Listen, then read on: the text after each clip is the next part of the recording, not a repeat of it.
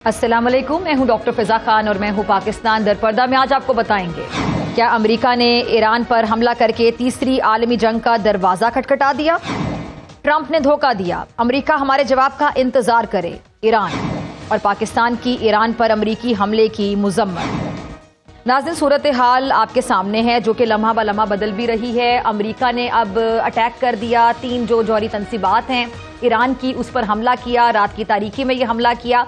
और ज़रा टाइमिंग को अगर आप चेक करें कि OIC का इजलास हो रहा था कल और आज, जो 2 रोज़ा इजलास था, और इसके साथ साथ जो यूरोपीय यूनियन का डेलीगेशन है उनकी भी जो मुज़ाकरात की जो एक मेज़ सजी वो कल सजी, और जिसके स्टार्ट में कुछ तलखी थी लेकिन बाद में जाके मुज़ाकरात जो 3 साढ़े 3 घंटे की उनकी नशिस्त थी उसका उन किसी करवट डेफिनेटली बैठा। मुज़ाकरात अभी जारी थे और उसी टाइमिंग में हमने देखा कि अमेरिका ने अटैक कर दिया। अच्छा, इससे पहले भी जब पहले इसराइल ने इस जंग का आगाज़ किया तो ठीक 48 घंटे के बाद छठा राउंड था मुज़ाकरात का जो अमेरिका और ईरानियों के दरमियान होना था इतवार के दिन, लेकिन ठीक 48 घंटे पहले यानी जुमे के दिन अटैक कर दिया जाता है इसराइल की जानिब से। अच्छा, अब हैरानकुन बात ये कि तब भी ट्रंप साहब ने जब उसके बाद स्टेटमेंट्स दी तो वो स्टेटमेंट्स बदलती रहीं। पहले ट्रंप साहब ने लाइल्मी का इजहार किया, बेखबरी का इजहार किया, लाताल्लुकी का इजहार किया कि उनको लूप में नहीं लिया गया, उनको कुछ पता नहीं था, उनके पास कोई इस बारे में कोई इन्फॉर्मेशन नहीं थी। एक तासुर दिया गया ये इसराइल का, नेतन्याहू साहब का अपना फैसला था। उसके बाद अगले दिन जब ट्वीट आती है तो सब लोग हिल के रह जाते हैं कि ट्रंप साहब फिर किस हैसियत में धमकियां दे रहे हैं, थ्रेटन कर रहे हैं, बाकायदा टाइम फ्रेम बता रहे हैं कि जी ईरान के पास अभी भी वक्त बाकी है। अच्छा, उसके बाद वॉल स्ट्रीट जर्नल की खबर आती है जो कहती है कि खुफिया तौर पे मदद की गई अमेरिका की जानिब से इसराइल की।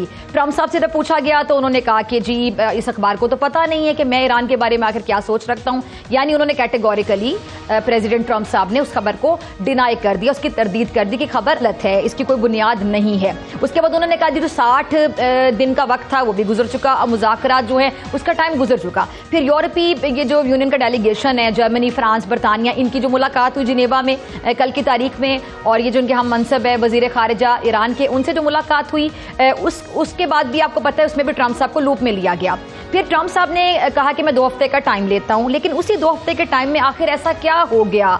OIC का इजलास भी आपके सामने है, जिनेवा में जो यूरोपीय यूनियन डेलीगेशन की मुलाकात हुई जर्मनी, फ्रांस, बरतानिया की ईरान के साथ, वो भी आपके सामने। अब ऐसे में अमेरिका का अटैक कर देना, 3 जौहरी तनसीबात जो हैं जो ठिकाने वहां पर अटैक कर देना, ये क्या मामला हुआ, इस सब में क्या हुआ।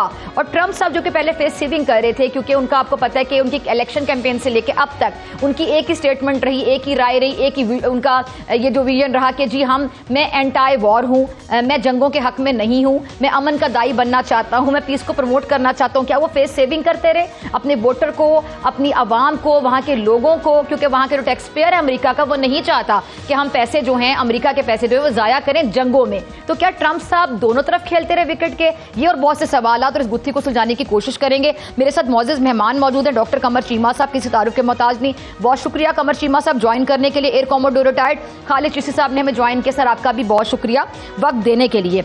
अच्छा कमर चीमा साहब, मैं आपसे शुरू करना चाहूंगी। डॉक्टर साहब आप कैसे देख रहे हैं, क्योंकि पहले हमने देखा कि 2 हफ्ते की मोहलत मांगी गई ट्रंप साहब की जानिब से, उसके बाद उन्होंने अटैक कर दिया। अच्छा, पहले ट्रंप साहब जो पहले अटैक किया गया था इनकी जानिब से, इसराइल की जानिब से, उससे वो लाताल्लुकी का ऐलान करते रहे, इजहार करते रहे, अब खुलखुला के सामने आ गए हैं। ये क्या गुत्थी है, आप जरा सुलझाइएगा, क्या समझ आती है? शुक्रिया आपका। देखिए बात सीधी सी है कि इसराइल उस वक्त उसने हमला किया ईरान के ऊपर जब अमेरिका और इसराइल की जो टॉक्स थी हो रही थी।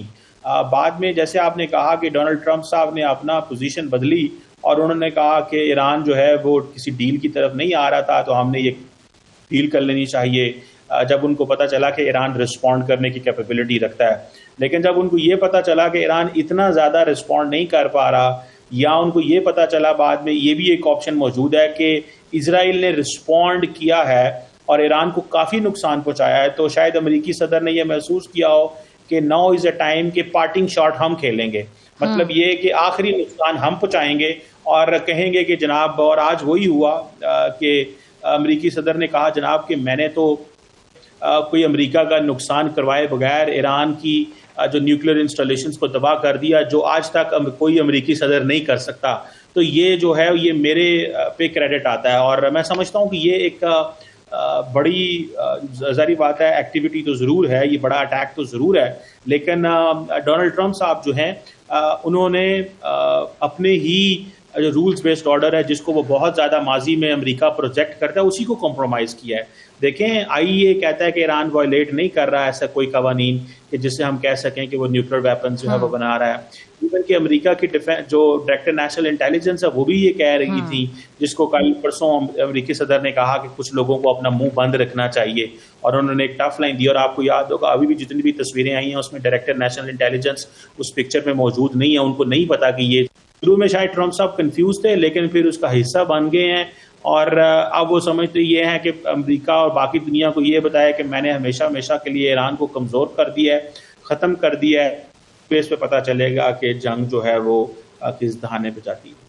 ठीक है जी। अच्छा, आप इस पूरी सूरत हाल को कैसे देख रहे हैं खालिद चिश्ती साहब, और ख़ासतौर पे जो एयर बेसिस के हवाले से बड़ी बात हो रही है कि जी जो इस्लामी ममालिक के जो एयर स्पेसिस हैं वो इस्तेमाल हुए, 2200 किलोमीटर का फासला, जब इसराइल से ये जंग का आगाज़ किया गया, ईरान और इसराइल के दरमियान जो फ़ज़ाई फासले की बात की जाए उसके दरमियान जो जो इस्लामी मुल्क उनकी एयर स्पेस इस्तेमाल हुई उस पर बहुत ज़्यादा तहफ़्फ़ुज़ात हैं मुस्लिम ममालिक को, जिन्होंने अपनी एयर स्पेसिस डेफिनेटली नहीं दी, ना ही वो आगे जाके देंगे। जी, बहुत शुक्रिया डॉक्टर फिजा इनवाइट करने का। देखिए, ये अभी की बात नहीं है, बहुत सारे मुल्क हमारे जो अरब मुल्क हैं या मुसलमान मुल्क हैं वो पहले ही कॉम्प्रोमाइज कर चुके हैं, और जिस स्ट्राइक का आप जिक्र कर रही हैं वो पहले दिन हुई थी 200 जहाजों के साथ जब इजराइल ने अटैक किया था, और उसमें भी बहुत ज्यादा तादाद इस्तेमाल हुई थी, 8 हुए रिफ्यूल टैंकर्स की। उस वक्त भी मोस्ट प्रोबेबल रूट था जॉर्डन और इराक के रास्ते से, कोई रेजिस्टेंस नहीं मिली थी जहाजों को, ना आते हुए ना वापस जाते हुए। जबकि आपने नोट किया होगा कि जिस एनवायरनमेंट में ईरान अपने मिसाइल फायर कर रहा है वो मल्टी प्रोंग उन पर अटैक होता है। जो ही ईरान से एक मिसाइल लॉन्च होता है, पर्शियन गल्फ में जो इनके वॉरशिप्स हैं वो डिस्ट्रॉय करने की बैलिस्टिक मिसाइल्स को सलाहियत रखते हैं।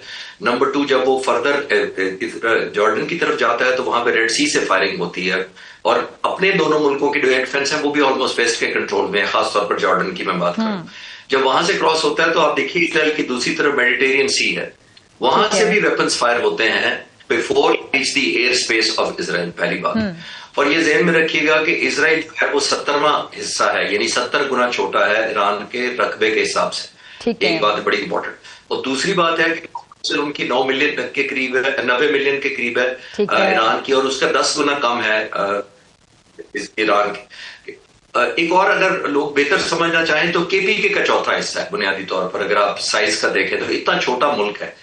ईरान जब मिसाइल फायर करता है इतनी रेजिस्टेंस के बावजूद वहां तक जा पहुंचते हैं, चाहे वो 20% पहुंचे, जो 10% पहुंचे, वो बड़ी हैवक या पैनिक क्रिएट करने की सलाहियत रखते हैं, और उन्होंने रखी।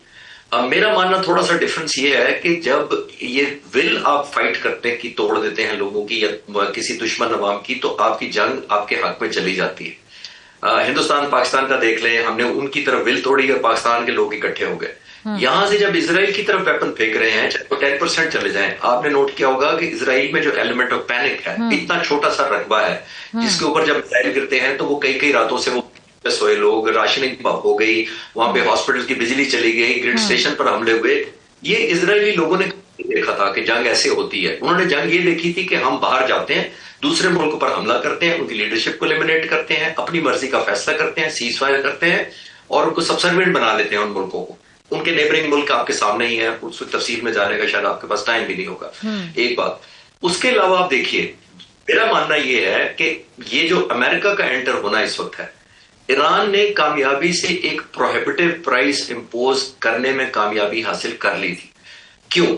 वो इस वजह से कि पहले 3 दिन मैं फॉलो कर रहा था जिन ड्रोन्स को, वो बड़े सस्ते वाले इकोनॉमिकल ड्रोन फायर कर रहे थे, जिसको इजराइल ने पॉसिबली मिसरीड किया, और वो बड़े मोस्ट एक्सपेंसिव अपने एयर डिफेंस फेंकते रहे, क्योंकि उन्होंने वो अपना भरम कायम रखना था कि हमारा एयर स्पेस जो है वो प्रेग्नेबल नहीं, पेनिट्रेट नहीं हो सकता।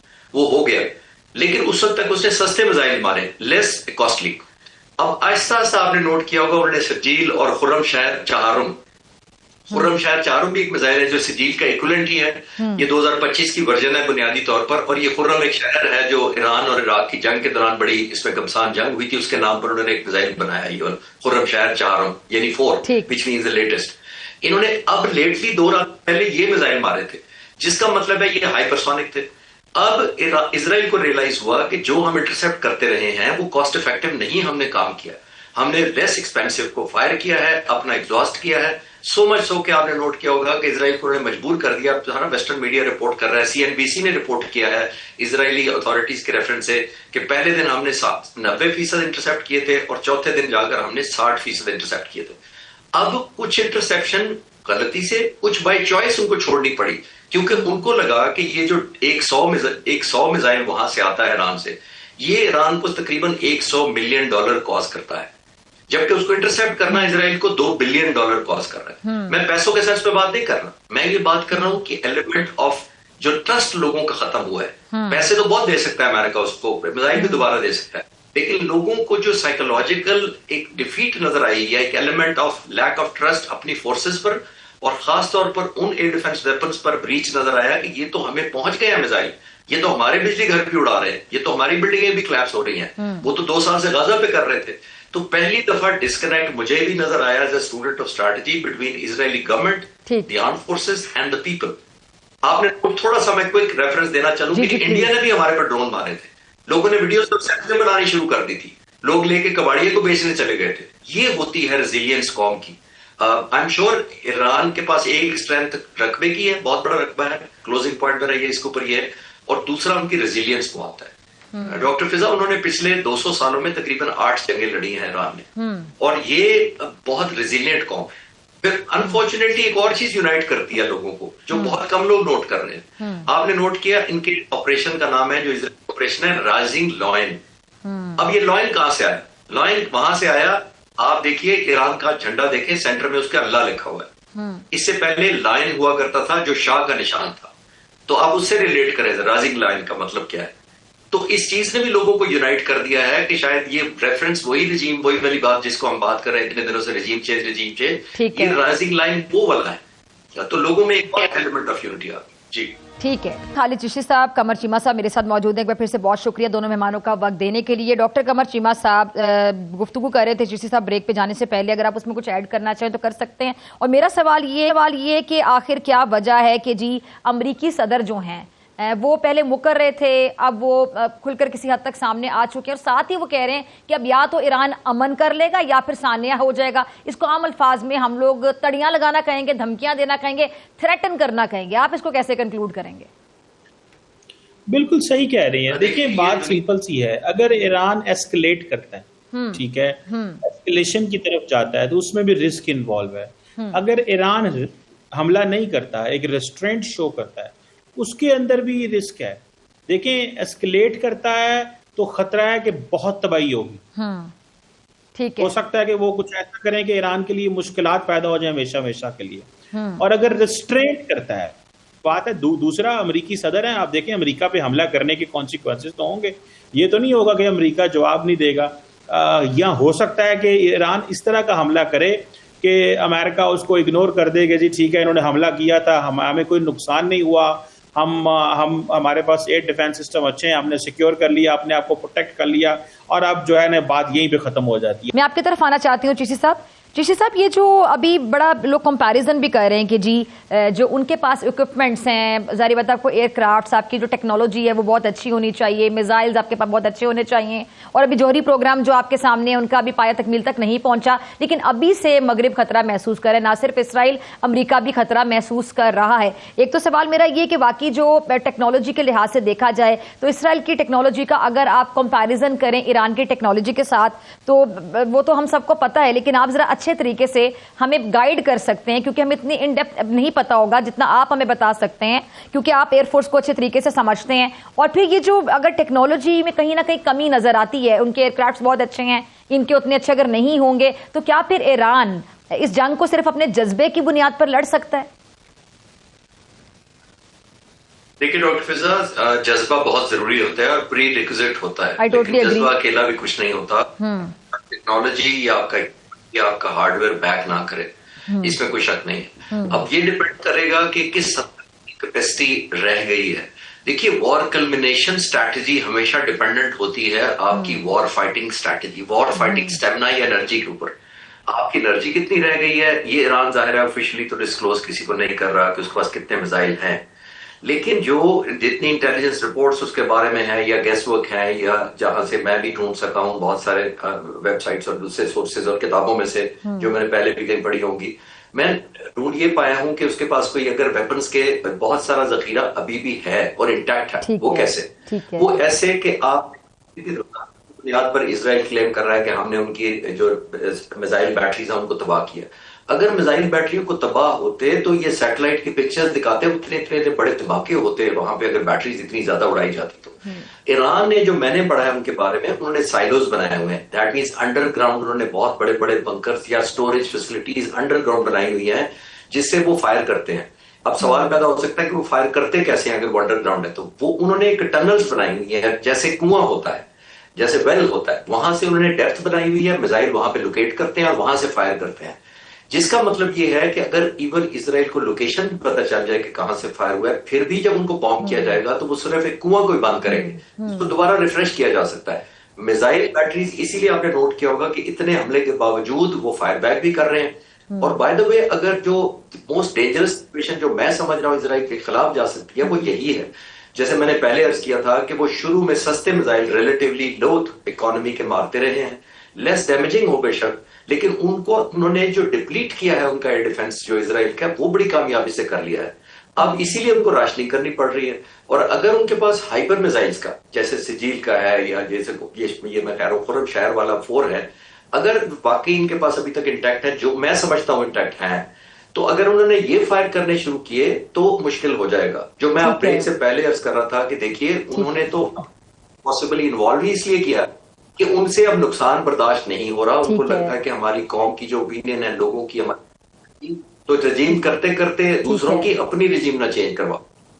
अच्छा चीमा साहब, मैं आपकी तरफ आना चाहूंगी। चीमा साहब आके आप क्या देख रहे हैं, क्योंकि दोनों मुज़ाकरात की मेज पे ईरान तो बैठा हुआ था, मुज़ाकरात को सबूताज किया गया। पहले जब अमेरिका के साथ मुज़ाकरात हो रहे थे, इसराइल ने अटैक कर दिया। अब यूरोपीय यूनियन के साथ हो रहे थे तो अमेरिका ने अटैक कर दिया। इट मीन्स कि मुज़ाकरात के लिए ईरान किसी हद तक विलिंग है, लेकिन ये बिला वजह इस मामले को उस तरफ धकेला जा रहा है कि जहां पर उनको मुज़ाकरात की गोली देके उनको बिठा दिया जाता है टेबल पे और फिर कमर में खंजर खोप दिया जाता है। इसके मकासद क्या हो सकते हैं? ऑफ कोर्स इसके मकासद यही हो सकते हैं कि ईरान को लास्ट स्टेज तक ले जाया जाए, जहां पर उनकी बर्दाश्त जो है वो भी खत्म हो जाए, उसका पैमाना भी लबरेज हो जाए उनके सब्र का, और ये मामला फिर खुदा ना ख्वास्ता तीसरी जो आलमी जंग है वहां जाता हुआ आपको दिखाई देता है। देखिए जी, मैं इसको ये समझता हूँ कि क्योंकि ईरान ने हमेशा अपनी प्रॉक्सीज के ज़रिए इजराइल को हमेशा इंगेज करके रखा, वो प्रॉक्सीज अब ख़त्म हो गई हैं और अब इजराइल और ईरान और अमेरिका ये समझते हैं कि क्योंकि वो प्रॉक्सीज ख़त्म हो गई हैं, वो थ्रेट अब नहीं रहा, तो हमें विद इन ईरान जाना चाहिए। तो एक तो ईरान की वो कैपेबिलिटी ख़त्म कर देनी चाहिए कि वो दोबारा उन प्रॉक्सीज को खड़ा कर सके, और दूसरा ईरान का जो न्यूक्लियर प्रोग्राम है वंस फॉर ऑल, इसको ख़त्म कर दिया जाए। वरना तो आपको पता है इसराइल तो हमेशा वहाँ इंगेज रहा है, जो गज़ा के अंदर ही इंगेज रहा है। तो अब वो समझते हैं कि थ्रेट को हमेशा हमेशा के लिए ख़त्म कर दिया जाए, या एटलीस्ट इतना को ईरान को पीछे छोड़ दिया जाए, इतना को उसकी पोजीशन कंप्रोमाइज़ हो जाए कि वो दोबारा अगर हमें टफ टाइम देना चाहे तो उसके लिए भी उसको एक अच्छा लंबा अरसा लगे। असल मकसद ये है। बाकी फिर डिप्लोमेसी जो है वो तो एक रास्ता होता है, लेकिन वो अमेरिकन हों, इसको भी उन्होंने इग्नोर किया। यूरोपियंस के साथ डिप्लोमेसी होती है तो अमेरिका कहता है कि नहीं, हम इसको भी, इसका कोई फ़ायदा नहीं है। तो लगता तो ये है कि ये ईरान की जो कैपेबिलिटी है उसको कुछ अरसे के लिए वो बैकफुट पर डालना चाहते हैं, ताकि 10-15 साल जितना भी हो सके ईरान इस काबिल ना हो सके कि वो हमें एक चैलेंज के तौर पे लेके आ सके। सो इसीलिए आज उन्होंने कहा कि हमारा ये जो उनके defence secretary and joint chief ने कहा कि ये हमारा का मकसद जो है वो रिजीम चेंज करना नहीं था, सिर्फ और सिर्फ न्यूक्लियर साइट्स पे हमला करना। लेकिन एक सवाल फिर पैदा होता है, लेकिन जौहरी तनसीबात है, क्या मुस्लिम जो कोई मुल्क है वो जौहरी तनसीबात या अपना जौहरी प्रोग्राम उसको नहीं बना सकता, प्रोग्राम को पाए तक मिल तक नहीं पहुंचा सकता? किसी मुस्लिम मुल्क को ये राइट नहीं है? फिर हम तो एटमी ताकत हैं। बहुत से लोग हमारे वाले से भी सवाल ही पूछ रहे हैं कि फिर हम कितना खटकते होंगे मगरिब को, जाहिर बात है उसका बरमला वो इजहार तो नहीं करेंगे। नेशनल सिस्टम है, पावर जो है आपको इसी तरह एक्वायर करनी पड़ती है। किसी को भी अच्छा नहीं लगता कि आप न्यूक्लियर ताकत बने, और आप बन गए तो फिर अब आपको भी अपने आप को मैनेज करना पड़ता है और अगलों के साथ भी इंगेज करना पड़ता है।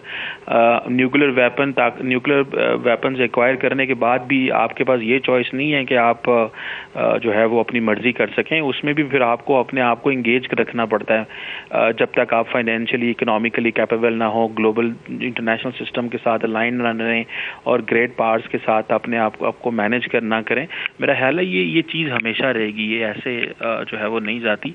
लेकिन जारी बात है कोई भी नहीं पसंद करता, हालांकि ईरान NPT का मेंबर है फिर भी उसके साथ ये किया जा रहा है, तो ये मेरा ख्याल है एक सिचुएशन इस तरह की है।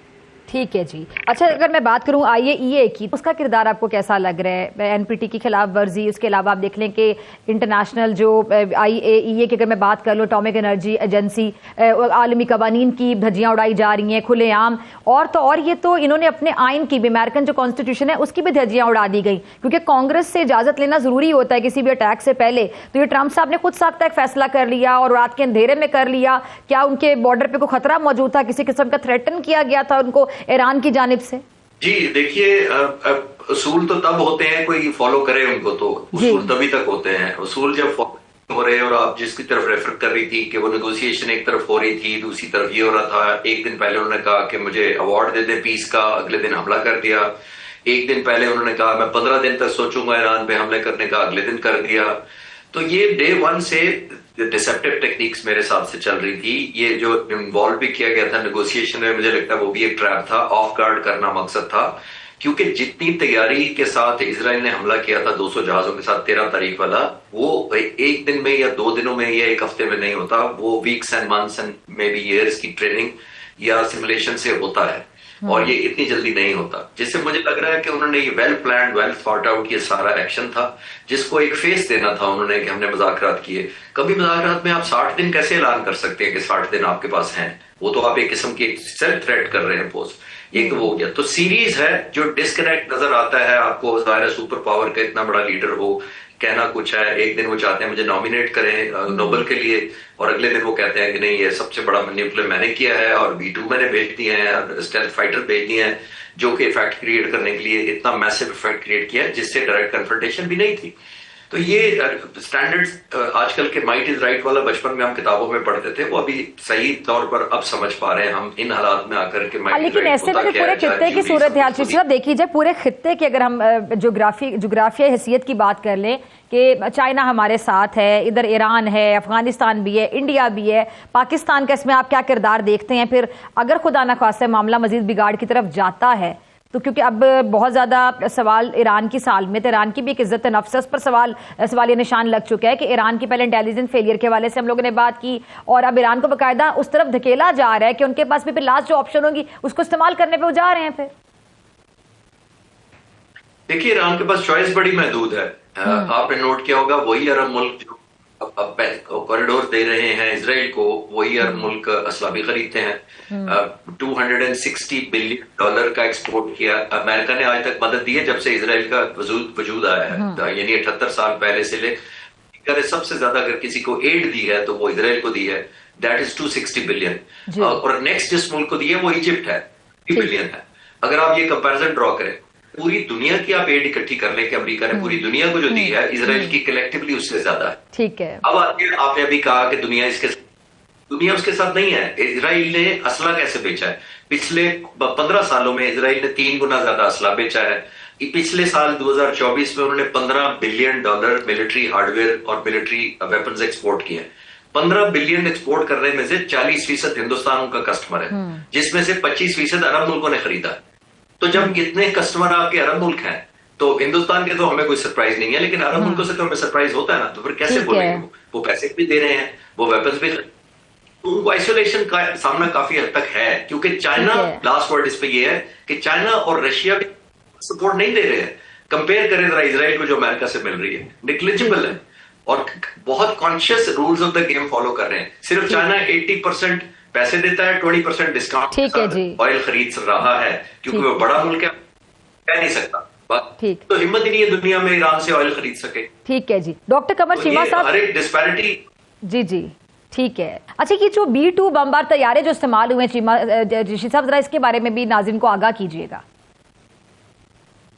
देखिए, B-2 बॉम्बर जो है, दो कैटेगरी इनके पास स्ट्रेटेजिक बॉम्बर्स है। एक B-52 एक बॉम्बर है इनके पास, स्ट्रेटेजिक बॉम्बर है, और दूसरा B-2 बॉम्बर है। B-2 बॉम्बर वो तो 60 साल पहले बनाया गया था B-52, और वो पहली जंगों में हिस्सा लेता रहा है। जो B-2 बॉम्बर जिसकी हम बात कर रहे हैं, ये 1997 में बनाया गया था। ठीक है। यानी कि कोई साल होने वाले हैं। ये स्टेल्थ जहाज है, ये रडार पर नजर नहीं आता है, अपने वेपन्स भी अपनी बैली के अंदर कैरी करता है, और तकरीबन 40,000 पाउंड का वेपन एक ही दफा कैरी कर सकता है, अराउंड 40,000, जिसके अंदर आपने देखा होगा बंकर बस्टर भी और ये डेजी कटर भी सारे वेपन्स कैरी करता है। सही। इसी की रेपिटेटिव जो नेचर में किया गया है, आपने नोट किया होगा कि वो किसी एक स्टेज पर एक जहाज काफी भी नहीं था।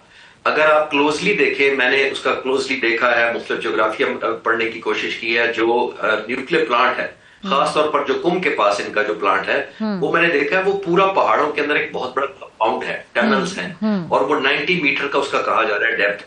आपने नोट किया होगा इनके जो बॉम्ब है, जो बंकर बस्टर है, वो तकरीबन 50 से 60 मीटर तक पेनिट्रेट कर सकता है, जो इस B-2 से फायर किया जाता है। ठीक है। इसके बावजूद एक दो मिनट कर पा रहे, उसको रिपीट करना पड़ा है। तभी आपने नोट किया, उन्होंने कहा था 6 जहाजों ने हमला किया है, इसका मतलब है 2-2 बॉम्ब कैरियर 12 उन्होंने मारे हैं। ठीक है। और फिर टॉमाहॉक भी फायर किया उन्होंने। हाँ। तो उनको सॉफ्ट किया पहले, और फिर but yet to be seen के कितने % हिट हुए। ठीक है, लेकिन जो ये ताबकारी किसी किस्म की कोई इतला नहीं आई है ऋषि साहब, इस हवाले से ईरान कॉन्फिडेंटली अपनी राय दे रहा है, और अमेरिका ये दावा कर रहा है कि जी वो अपनी बात पे कायम है। मेरा भी मानना यह है कि इन दोनों ऑप्शंस में से, या परसेप्शन जो अमेरिका बना रहा है और जो ईरान बना रहा है, ईरान की ज्यादा ऑथेंटिक। ईरान की ज्यादा ऑथेंटिक इसलिए है कि ईरान ने पहले भी कहा कि, और ईरान के लिए कोई सरप्राइज तो नहीं, और जाहिर बात है ईरान ऑलरेडी पहले से कॉन्शियस है ना इस चीज के लिए, उनको तो पता है कि ये आगे अटैक्स करेंगे। जी एग्जैक्टली। तो उसने इंफ्रास्ट्रक्चर तो शायद जाहिर है एक जगह से दूसरी जगह मूव नहीं आप इतनी जल्दी कर सकते, लेकिन मुझे लगता है कि उन्होंने डेफिनेटली विथड्रॉ करके रीलोकेट कर लिया होगा। और ये भी देखना पड़ेगा कि उन्होंने अपना ये जो 3 डिस्क्लोज्ड साइट्स थी जहां पे हमला किया है, इसके अलावा कोई सीक्रेट कोई और ऐसी जगह तो नहीं बनाई हुई जहां पे वो अपना ये न्यूक्लियर एनरिचमेंट का या यूरेनियम एनरिचमेंट का प्रोग्राम, या एटलीस्ट यूरेनियम जो एनरिच हो चुका है उसको ट्रांसफर कर दिया हो टाइम पे। अगर ये हमला हो जाता और न्यूक्लियर रिच ना हुआ होता, तो ताबकारी डेफिनेटली कहीं ना कहीं से पिक होने की, सऊदी ने रिपोर्ट किया है नहीं हुई, IAEA ने रिपोर्ट किया नहीं हुई। तो इसमें मुझे ईरान इस वजह से ज्यादा ऑथेंटिक लग रहा है कि उन्होंने वाकई टाइमली उसको मूव कर दिया होगा। लेकिन हैविंग सेड दैट, इंफ्रास्ट्रक्चर भी बहुत मुश्किल से बनता है, और अगर वो वाकई दबा हुआ है, और अगले अटैक, लास्ट वर्ड मेरा इसके ऊपर यह है कि अगले इनकमिंग अटैक, अमेरिका ने कह तो दिया है कि हमारा मुकम्मल हो गया, लेकिन मेरा मानना यह है कि ये मिशन अभी मुकम्मल नहीं होगा जब तक वो अपने इंटेलिजेंस नेटवर्क्स जो ऑलरेडी मौजूद हैं ईरान शायद का, क्योंकि पहले ही बड़ा 10 दिन पहले भी हमने देखा कितना स्ट्रांग नेटवर्क मौजूद था, वो खत्म तो नहीं अभी हुआ। मुझे लगता है ये एक दफा ग्राउंड चेक जरूर करेंगे कि किस हद तक तबाह, अगर वो तबाह हुआ है तो और अटैक नहीं, अगर उनको ये कंफर्म हुआ कि हम उस तरह कामयाब नहीं हुए और इतना सिग्निफिकेंट डैमेज नहीं हुआ, तो मुझे लगता है अमेरिका उसी गार में, उसी बहाने में कि जी अभी नहीं हम पहुंच पाए थे तो अब हम दोबारा आए हैं, देयर इज अ पॉसिबिलिटी। ठीक है जी, बहुत शुक्रिया खालिद चिश्ती साहब ये और कमर चीमा साहब, आपकी शमूलियत के लिए भी बहुत शुक्रिया। इसी के साथ मुझे दीजिए इजाजत, आपसे मुलाकात होगी इंशाल्लाह अगले हफ्ते सेम टाइम सेम चैनल। अगर जिंदगी ने वफा की दुआ में याद रखिएगा, अपना बहुत ख्याल रखिएगा। अल्लाह के बाद।